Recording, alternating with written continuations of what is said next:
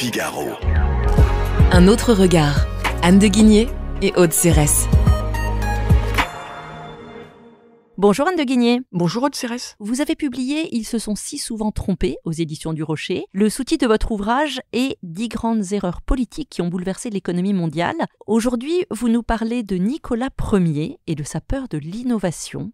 Qu'en est-il exactement ? Alors Nicolas Ier, c'est un tsar du milieu du 19e siècle. Il est resté dans l'histoire comme un tsar un peu autoritaire, voire obscurantiste. C'est faux, c'est quelqu'un d'intelligent qui a beaucoup fait pour les arts, notamment il a aidé Pouchkine.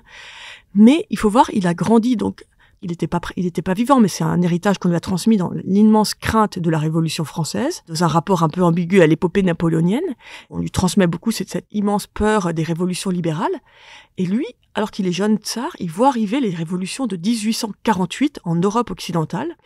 Et il est absolument tétanisé de voir son empire qui pourrait être à son tour, comme ça soulevé, que de telles révolutions puissent toucher son empire à son tour. Donc sa solution, c'est de freiner les innovations. Il fait un lien assez incroyable aujourd'hui, mais intéressant, pas idiot, entre l'industrie et ce vent de libéralisme, voire de socialisme.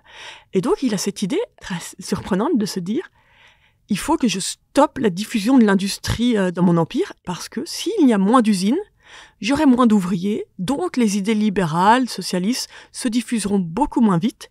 Et vous avez des lois de l'époque complètement incroyables, de 1849, 1850, qui limitent les ouvertures d'usines à Moscou. Donc toujours dans l'idée que qui dit moins d'usines, dit voilà, un peuple ne va pas se laisser influencer par les nouvelles idées libérales. Mais par contre, ce qui est dramatique, c'est du coup la Russie, qui en fait avait très bien entamé la révolution industrielle. Vous avez Pierre le Grand, puis Catherine la Grande. Les deux avaient vraiment lancé une industrialisation de la Russie avec des aciéries, du textile. À l'époque, franchement, la Russie n'était pas du tout derrière l'Angleterre. Et à ce moment où la révolution s'accélère, milieu du 19e, la Russie décroche complètement. Il y a cette décision politique d'interdire les ouvertures d'usines. Donc voilà, c'est un moment incroyable dans l'histoire russe. Et comment, malgré ce coup d'arrêt, finalement, la Russie a réussi à repartir ?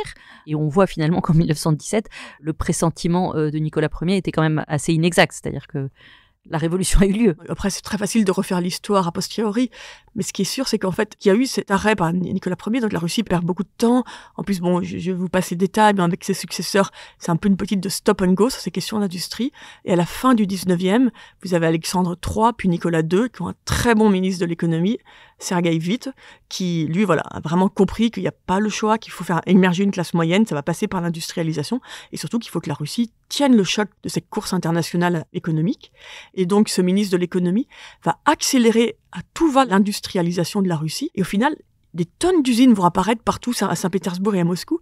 Et l'industrialisation va être très anarchique, en fait. Je vais pas dire que la révolution vient de cette industrialisation trop rapide, mais ce qui est sûr, c'est que ça n'a pas facilité la gestion de ce tournant économique, d'avoir freiné pendant des décennies, puis accéléré à la fin du 19e. Donc vous avez, voilà, c'est une explosion de l'industrialisation à la fin du 19e. Et puis, en effet, l'histoire qu'on connaît, première révolution en 1905, et puis la deuxième en 1917.